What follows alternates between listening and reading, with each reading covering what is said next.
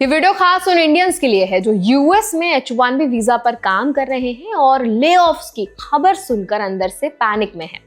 एक दिन जॉब है, अगले दिन ईमेल आता है और सबसे बड़ा सवाल दिमाग में घूमता है, अब स्टेटस का क्या होगा, यूएस में लीगली कैसे रहेंगे और अगला स्टेप क्या होना चाहिए। तो इस वीडियो में आज हम स्टेप बाय स्टेप समझेंगे कि ले ऑफ के बाद भी यूएस में लीगली कैसे स्टे किया जा सकता है, यूएससीआईएस किन ऑप्शंस को अलाउ करता है, H1B ट्रांसफर कैसे काम करता है, वीजा चेंज कब और कैसे पॉसिबल है और किन लोगों के पास एक एक्स्ट्रा एडवांटेज होता है। ये कोई नई वीडियो नहीं है बल्कि एक क्लियर, प्रैक्टिकल और एक्सप्लेनेटरी गाइड है ताकि आप इन्फॉर्म्ड डिसीजन ले सकें और गलतियों से बच सकें।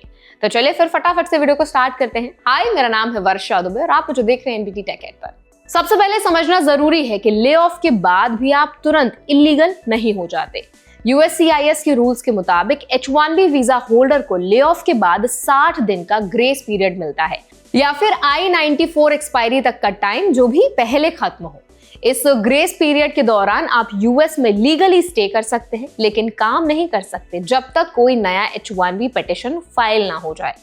इस टाइम का सही इस्तेमाल बहुत जरूरी है क्योंकि यहीं से आगे की पूरी स्ट्रैटेजी तय होती है। इस 60 दिन में आप नया एम्प्लॉयर ढूंढ सकते हैं, वीजा स्टेटस चेंज फाइल कर सकते हैं या फिर एग्जिट प्लान बना सकते हैं।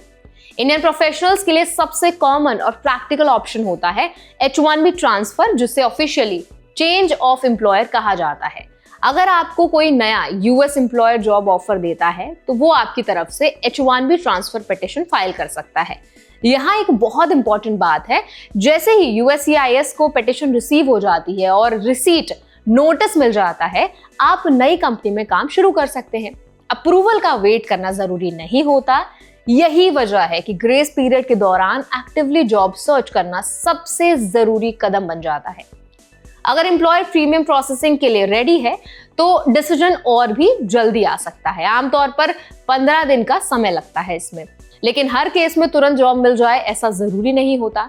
ऐसे में यूएससीआईएस लीगली अलाउ करता है कि आप 60 दिन के अंदर वीजा स्टेटस चेंज फाइल कर सके। इसका मतलब ये नहीं कि आपने पढ़ाई या घूमना शुरू कर दिया, बल्कि आपने समय पर एप्लीकेशन डाल दी जिससे आप यूएस में लॉफुली स्टे कर सके।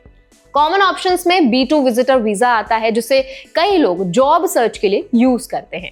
इसके अलावा F1 स्टूडेंट वीजा है अगर आप किसी कोर्स में एनरोल होना चाहते हैं। कुछ केसेस में H4 भी ऑप्शन बन सकता है अगर स्पाउस H1B या किसी वैलिड वर्क वीजा पर है। हाई प्रोफाइल प्रोफेशनल्स के लिए O1 भी पॉसिबल है, लेकिन ये लिमिटेड लोगों के लिए होता है। यहाँ ध्यान रखने वाली बात यह है कि एप्लीकेशन ग्रेस पीरियड खत्म होने से पहले फाइल हो जानी चाहिए।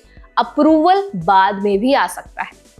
इंडियन ऑडियंस के लिए एक इंपॉर्टेंट क्लैरिटी ये है कि B2 या किसी पेंडिंग चेंज ऑफ स्टेटस के दौरान भी अगर आपको जॉब मिल जाती है तो नया एम्प्लॉयर H1B पिटीशन फाइल कर सकता है। हालांकि 2026 में स्क्रूटिनी थोड़ी ज्यादा हो सकती है और कुछ केसेस में यूएस से बाहर जाकर री एंट्री करनी पड़ सकती है, लेकिन ऑप्शन पूरी तरह बंद नहीं होता। इसीलिए पैनिक में कोई गलत स्टेप लेने से बेहतर है लीगली अलाउड रास्तों पर चलना सही रहेगा। अब बात करते हैं उस बिग एडवांटेज की जिसको बहुत कम लोग क्लियर तरीके से समझा पाते हैं। तो अगर आपका I-140 अप्रूव्ड है तो आपकी पोजीशन बाकी लोगों से ज्यादा स्ट्रॉन्ग होती है। अप्रूव्ड I-140 होने पर आप H1B को 6 साल आगे भी एक्सटेंड कर सकते हैं। एम्प्लॉयर चेंज के दौरान रिस्क कम होता है और ले ऑफ के बाद भी I-140 आमतौर पर वैलिड रहता है। इसका मतलब ये नहीं कि रूल्स अप्लाई नहीं होंगे, लेकिन लॉन्ग टर्म स्टेबिलिटी जरूर बढ़ जाती है। इंडियन प्रोफेशनल्स के लिए एक मेजर सेफ्टी नेट की तरह काम करता है। अगर सारे ऑप्शंस एक्सप्लोर करने के बाद भी कुछ वर्क नहीं करता तो यूएस छोड़ना भी एक लीगल और क्लीन ऑप्शन होता है। ग्रेस पीरियड के अंदर एग्जिट करने से फ्यूचर में वीजा इश्यूज नहीं आते और बाद में नए H1B पर वापस आना पॉसिबल रहता है। ओवरस्टे करना या बिना वैलिड पिटीशन के काम करना सबसे बड़ी गलती होती है, जिससे फ्यूचर प्लान्स पूरी तरह खराब हो सकते हैं।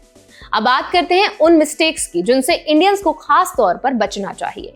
ग्रेस पीरियड को कैजुअली लेना, 59 डेज तक वेट करना, वर्बल जॉब ऑफर्स पर भरोसा करना या टर्मिनेशन के बाद भी काम करते रहना, ये सब सीरियस वायलेशंस माने जाते हैं। USCIS पेपर वर्क और टाइमलाइंस को बहुत स्ट्रिक्टली देखता है, इसीलिए HR से लास्ट वर्किंग डे कंफर्म करना, रेज्यूमे तुरंत अपडेट करना, रिक्रूटर्स को अलर्ट करना और एक इमिग्रेशन अटर्नी से कंसल्ट लेना बहुत ही ज्यादा सही होता है उस टाइम पर।